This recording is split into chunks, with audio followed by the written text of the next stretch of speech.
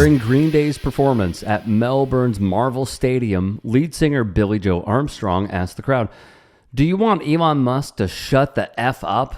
He'd add, "Don't you want Donald Trump to shut the F up?" During the set, he would also change the lyrics from one of their songs, Jesus of Suburbia, to take a dig at Republican Vice President Peter Thiel, Toy, and Russian puppet J.D. Vance. If one takes this in and has the audacity to state Green Day isn't political, well, I'm sorry to say you just haven't been listening to the Grammy-winning band, sweetie. In Malaysia, Armstrong sported a Palestine flag. He has changed the lyrics to songs during live shows dating back to last year to show his support. I think a lot of people have been manipulated. I think... By whom, though? I think Trump, when he came out with his campaign, he came out as the anti-Obama. It has fascist overtones, if not straight up fascism. And I think he blames, he blames Mexicans and he blames Muslims. He wasn't called out on all of his faults and his problems, and the media kind of treated this whole thing like it's a reality TV show because that's the kind of person he is. That's the kind of campaign he wanted to run. I think people kind of got caught up in the game show aspect of the most serious job that someone could have on the planet. After all, dude has been speaking out for literally decades, and on their hit song American Idiot. Do you think the musicians have a responsibility to try to have a social or political message in their music? I think the only people that should have a responsibility for thinking about social issues or politics or anything like that are the ones that aren't full of about it, you know, or the ones that aren't preaching. You know, I mean, if you're going to write a song, a political song, it's got to come from the same place where you write a love song. You know, it can't just be some empty rhetoric that you're in a bunch of finger pointing. You have to have yourself involved in it, you know. So it's like when I, you know, have a song like "Don't Want to Be an American Idiot," I'm talking about myself and what's going on in my country at the same time. How do I fit into it, and how do I feel alienated from it at the same time? So it's it's self-deprecating, but it's also trying to empower yourself. Hey guys, quick break in the action. I have a new show coming out called The Rick Strom Show. It is going to be awesome. I'm interviewing musicians, athletes, producers, writers, journalists, authors, sports doctors. Go check it out at youtube.com/@TheRickStromShow. Also be sure to throw me a follow on Instagram, Threads, Blue Sky. It can all be found in the description box below. Thank you. I suppose this is my question, all right? For so many people who are going to see this on Elon Musk's 4chan Twitter, and for the Tommy Lahrens of the world, as a millennial who grew up on Green Day, along with plenty of other artists who had not political undertones. We need to be clear about this. It was right in front of y'all's faces. My question to you is, where were y'all? This is like when we covered a story, pandemic's not over. When we covered a story over the onset of the pandemic, and someone commented, "I hate that Rage got so political." And Tom Morello had a brilliant clapback that I will put in to this video. I'll put up the graphic. It's the same energy. There are going to be so many people who are hooting and hollering about how, oh, I like them, until they went political. My brother in Christ, they've been political for like close to 30 years, if not three decades, probably 3 decades. What were you guys listening to? Honestly, if Billie Joe Armstrong, here's just one example. All right. God, I haven't listened to this song in so long. I had to pull the lyrics. Holiday. Millennials know. They know. You guys know where I'm going with this. I beg to dream and differ from the hollow lies. This is the dawning of the rest of our lives on holiday. Hear the drum pounding out of time. Another protester has crossed the line to find the monies on the other side.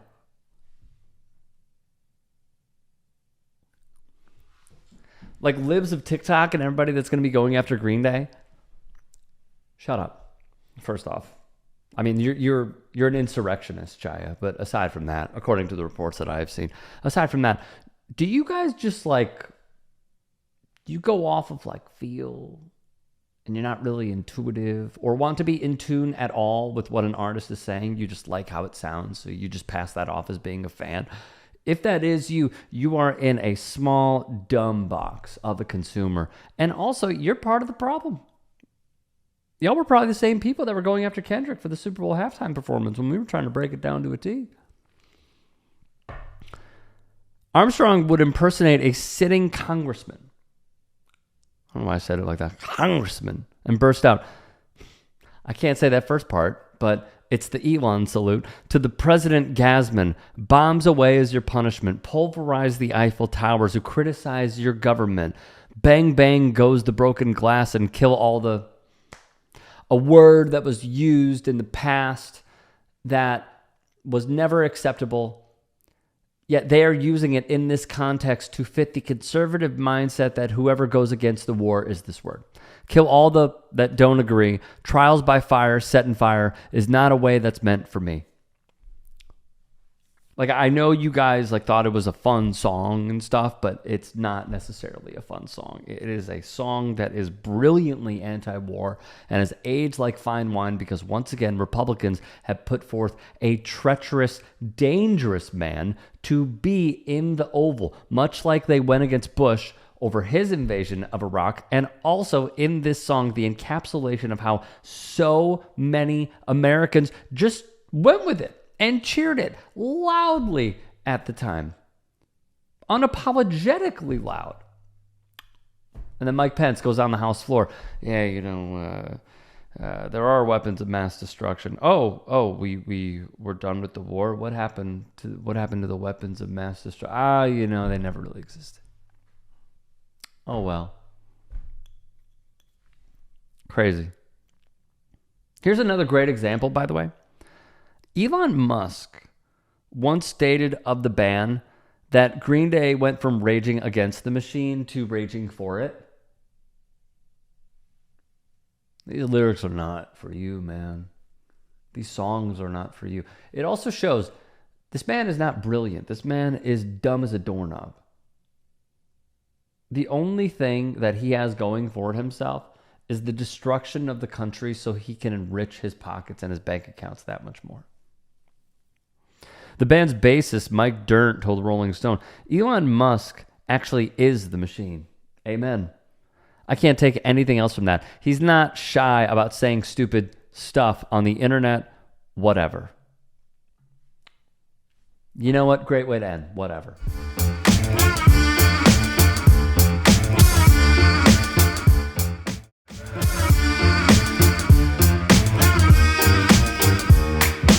The only way that they win is we retreat. And we're not going to retreat. We're not going to surrender. We're not going to quit. Fight, fight, fight. Amen. By the looks of it, this year's CPAC event is going exactly how we expected it to. That's why I'm going to join the Elon Musk and President Trump's movement. My heart goes out to all of you. Fight, fight, fight.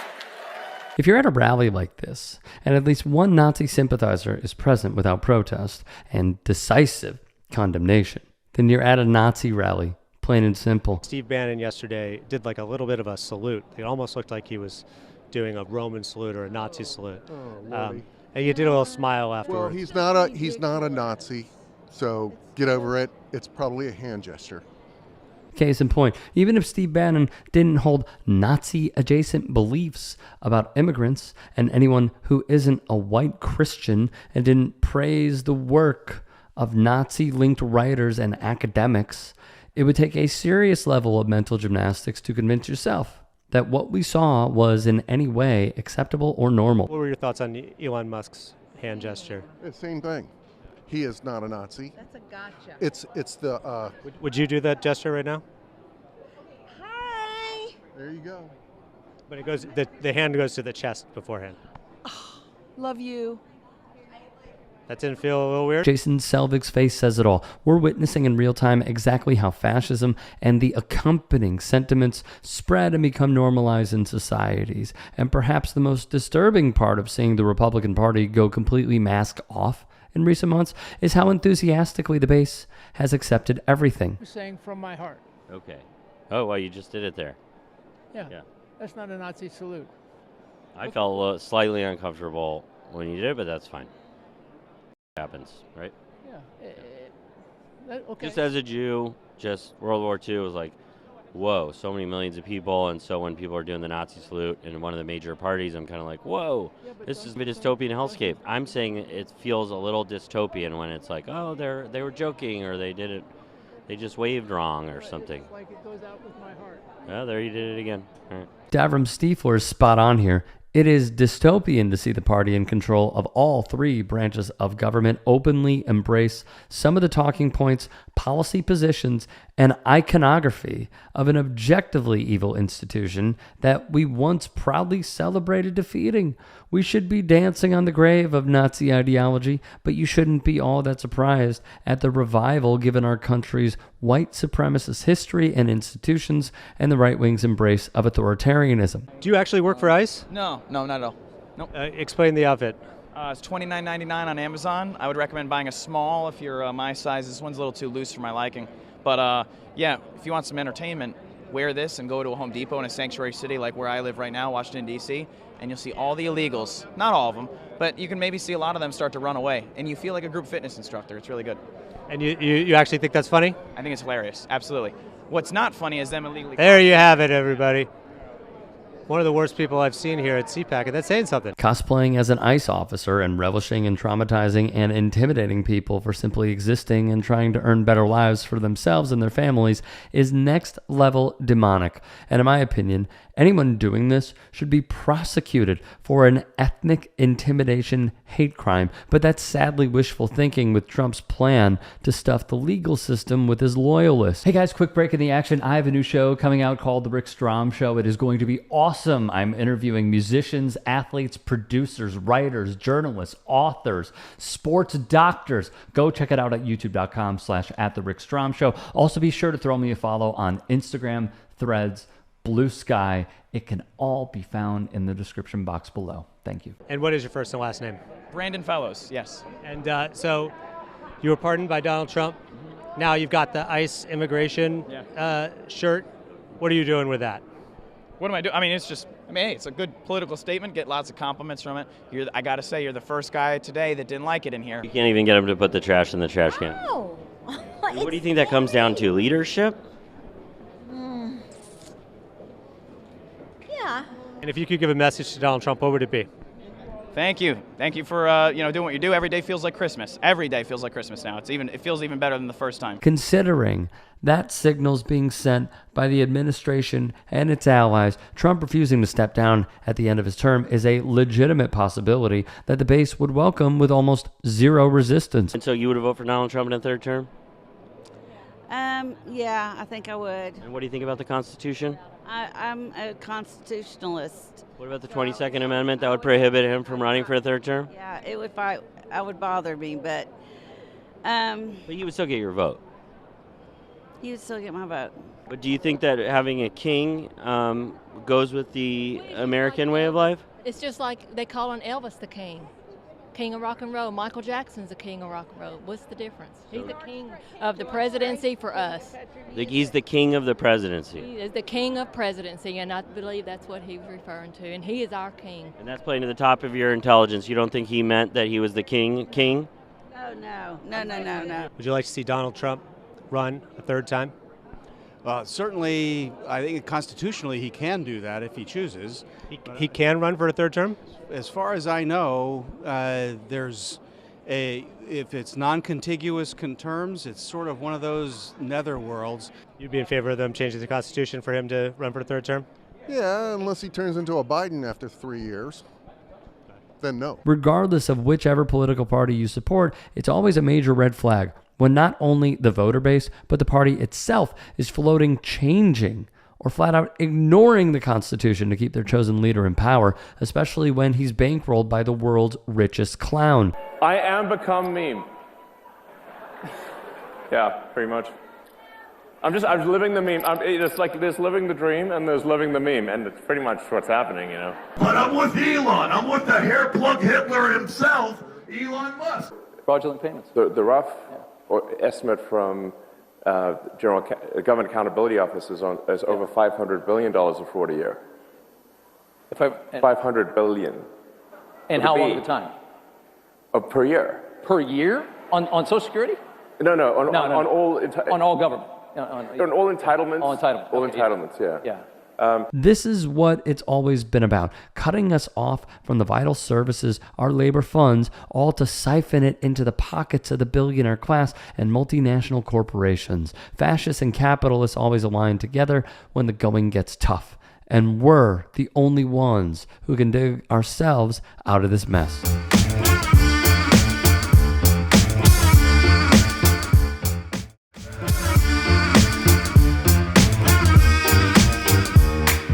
How is it considered ethical for people to own so many houses? I'm just wondering how, as a Christian, this isn't seen as greed. Don't you know that buying up all these homes is what's causing the housing shortage? Well, let's just start with not the spiritual part, but your economic understanding. That's not what's causing the housing shortage. Investors buying up houses is not causing the housing shortage, okay? Period. So you're just wrong. For the uninitiated, me conservative personal finance guru Dave Ramsey, a free market warrior who still believes in and spreads the myth of meritocracy in America. Before we get to the rest of his answer, here's just a brief look into some of his beliefs. And there's always a group of people who say you can't do it. And so the system has to change, and they're a victim, and they're entitled. And, you know, TikTok gives them a voice, or Instagram gives them a voice, or whatever, but it's always been that way. The truth is that this Gen Z generation and the millennials who caught a bunch of crap are excellent generations. What we're seeing with both of them is there is a segment of them that is very serious and very good with their money. They believe in it. They believe in saving, they believe in investing, that they believe in the free enterprise system. And then there's a segment of them that just sucks. They're just awful. I mean, their participation trophy, they live in their mother's basement, and they can't figure out why they can't buy a house because they don't work. The cancellation that they're all bragging about that doesn't work is the public service student loan forgiveness. And 98% of the people that apply for that so far have not gotten forgiveness. Wow. Only 2%. That's known as a scam. And yes, we are seeing this disparity between the haves and the have-nots getting wider and wider and wider, which traditionally you see as you see more and more government intervention in the economy. When you let the free market run and you leave it alone, this is a battle of ideas. When you let the free market run and leave it alone, it will find equilibrium, and it works to the advantage of most everyone when you do that. When you insert government in it and you say, I'm going to do price controls, I'm going to protect you from high grocery prices, it's simply not sustainable, and it causes more problems than not. All we got to do is go back and look at the mess of the supply chain in COVID and see that exact same thing unfolding there. And so if you want to help the little man, let the market run. Now that you've gotten a taste of Ramsey's background and who he associates himself with, this insane take should be the least surprising thing you hear today. I own, I don't even know, 15, 20 houses. And a bunch of commercial real estate as well. How is that not greed? Because I don't own anything. I'm a Christian, and that means God owns it, and I'm managing it for him. So I guess you're calling God greedy now. You heard it correctly.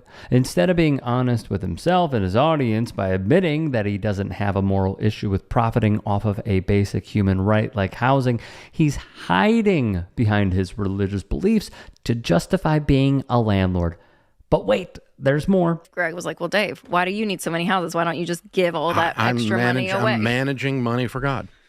That's my job. We'll let this realtor and TikToker take it from here. Hey guys, quick break in the action. I have a new show coming out called The Rick Strom Show. It is going to be awesome. I'm interviewing musicians, athletes, producers, writers, journalists, authors, sports doctors. Go check it out at youtube.com/@TheRickStrom Show. Also be sure to throw me a follow on Instagram, Threads, blue sky. It can all be found in the description box below.